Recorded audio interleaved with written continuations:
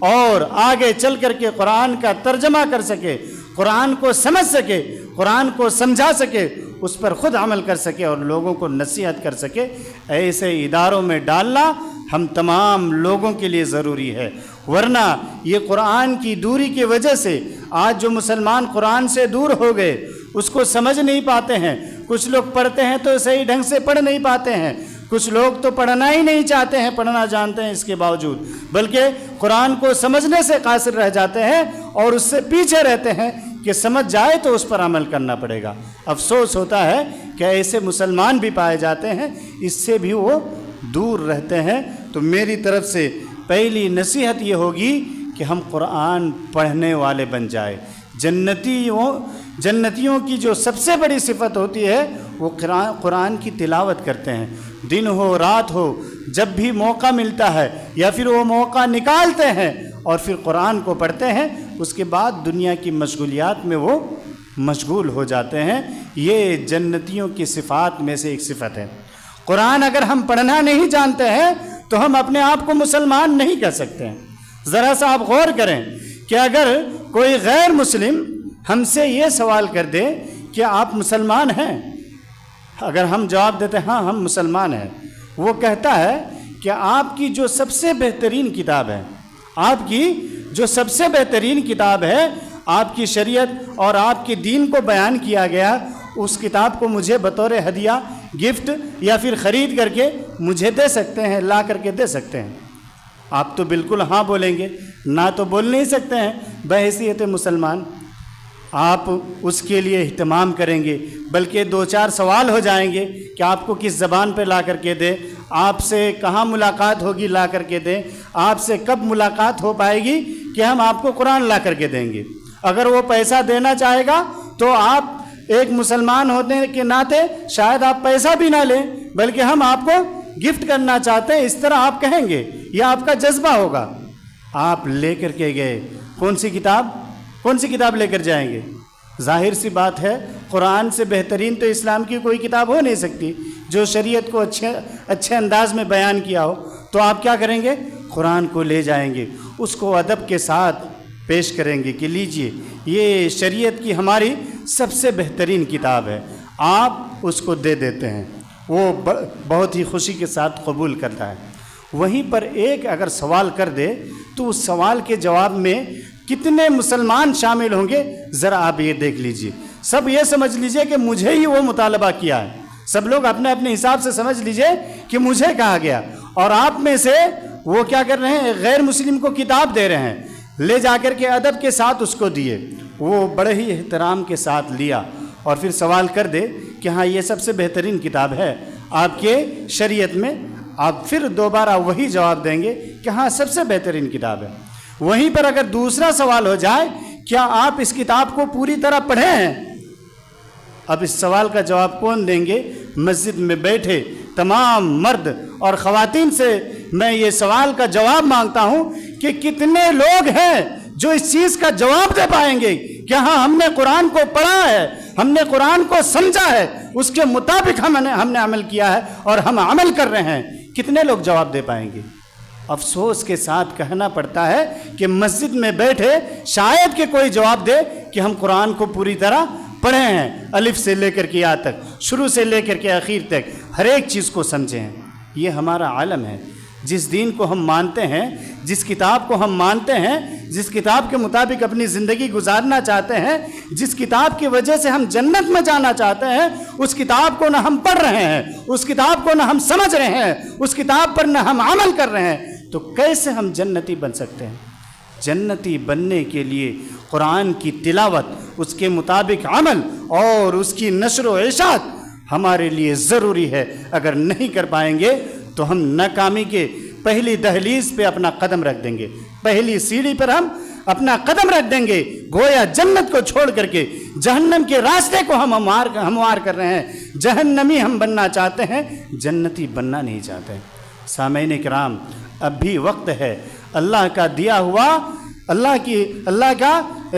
یہ زندگی ہمارے پاس ہے۔ اس زندگی میں اگر چاہتے ہیں کہ ہم میدان محشر میں جواب دے سکے کہ اللہ ہم تیری کتاب کو پڑھتے تھے، تیری کتاب کو سمجھتے تھے، اس کے مطابق عمل کرتے تھے، اور جو نیکیاں یہاں پر ہماری شامل ہے یہ ساری اسی کتاب کی وجہ سے ہیں۔ اگر یہ جواب دینا چاہتے ہیں تو اب بھی وقت ہے، قرآن اٹھائیے، قرآن پڑھیے، جو زبان آپ کو آتی ہے اس زبان میں قرآن موجود ہے۔ اردو پڑھنا چاہتے ہیں اردو ہے، ہندی پڑھنا چاہتے ہیں ہندی ہے، زیادہ آپ ایجوکیٹڈ ہیں تو انگلش ہے، انگلش میں آپ پڑھ سکتے ہیں۔ اس کے علاوہ دنیا کی جو بھاشا آپ جانتے ہیں، جس بھاشا کو آپ سمجھ سکتے ہیں، جس بھاشے میں آپ پڑھ سکتے ہیں، ہر ایک بھاشے میں قرآن موجود ہے۔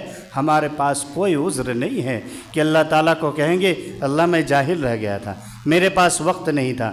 ہمارے پاس کیا ہے؟ دوسروں سے بات کرنے کے لیے وقت ہوتے ہیں، دوسروں سے جھگڑنے کے لیے وقت ہوتے ہیں، دوسروں کی غیبت کرنے کے لیے وقت ہوتے ہیں، ہمارے پاس دوسروں کی برائی کرنے کے لیے، دوسروں کو لڑانے کے لیے وقت ہوتے ہیں، لیکن قرآن پڑھنے کے لیے وقت نہ ہو، یہ بڑے افسوس کی بات ہو سکتی ہے۔ اسی لیے قرآن کو پڑھیں۔ اگر ہم جنتی بننا چاہتے ہیں، جنت کی پہچان اپنے آپ کو بنانا چاہتے ہیں، جنتی صفتیں اپنے آپ میں لانا چاہتے ہیں، تو قرآن کے پڑھنے والے ہو جائیے۔ سامعین اکرام، آئیے اب سورہ مدثر کی طرف آتے ہیں۔ سورہ مدثر کے اندر اللہ تبارک و تعالیٰ نے فرمایا کہ فی جنات یتساءلون عن المجرمین ما سلککم فی سقر۔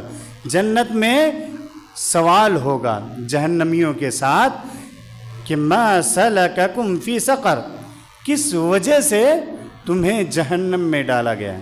سامعین اکرام، یہیں سے آپ دیکھیے گا جنتی کی صفات اور جنتی کی علامت اور جنتی کی پہچان کیا بتلائی گئی ہے۔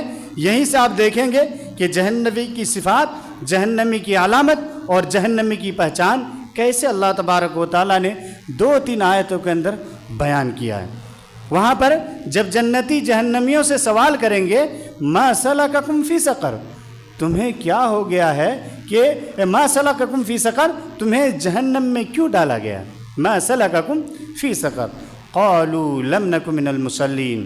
ان کا جواب جو ہوگا، ان جواب کو آپ سنتے جائیے، اور اس عادت کو اگر آپ اپنائے ہوئے ہیں اور ان چیزوں کو اپنائے ہوئے ہیں، اپنی زندگی کی عادت بنا لیے ہیں، تو ان عادتوں کو چھوڑنے کی کوشش کیجیے۔ میں اسی امید کے ساتھ اس بارش کے موسم میں بڑے کیا کہتے ہیں اپنے گاؤں سے چل کر کے آپ کے پاس آیا ہوں کہ کچھ نصیحتیں کروں، تاکہ آپ ان نصیحتوں کو سن کر کے اس پر عمل کرنے کی کوشش کریں۔ آپ کا بھی فائدہ ہو، دنیا میں بھی فائدہ ہو، آخرت میں بھی فائدہ ہو، آپ کے گھر والوں کے لیے فائدہ ہو، اسی امید کے ساتھ میں آپ لوگوں کے سامنے آیا ہوں۔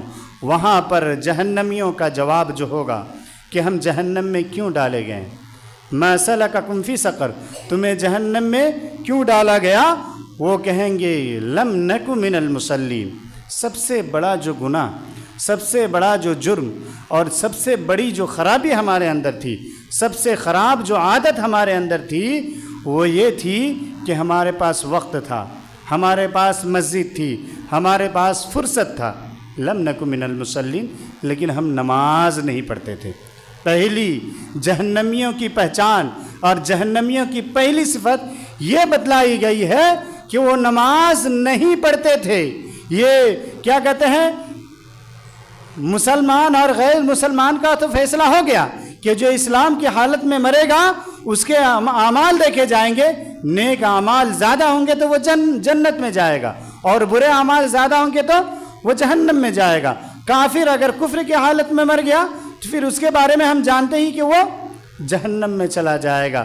گویا یہ وہ لوگ ہوں گے جو نماز کا اعتراف کرتے تھے، جو دین کا اعتراف کرتے تھے، جو دین کو مانتے تھے، جو نبیوں کو مانتے تھے، اور نماز پر بھی ان کا یقین تھا، پھر بھی نماز نہیں پڑھتے تھے۔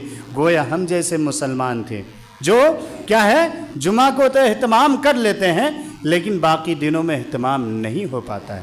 سامعین اکرام، پہلا جواب ہوگا بہت سارے گناہ ہو سکتے ہیں۔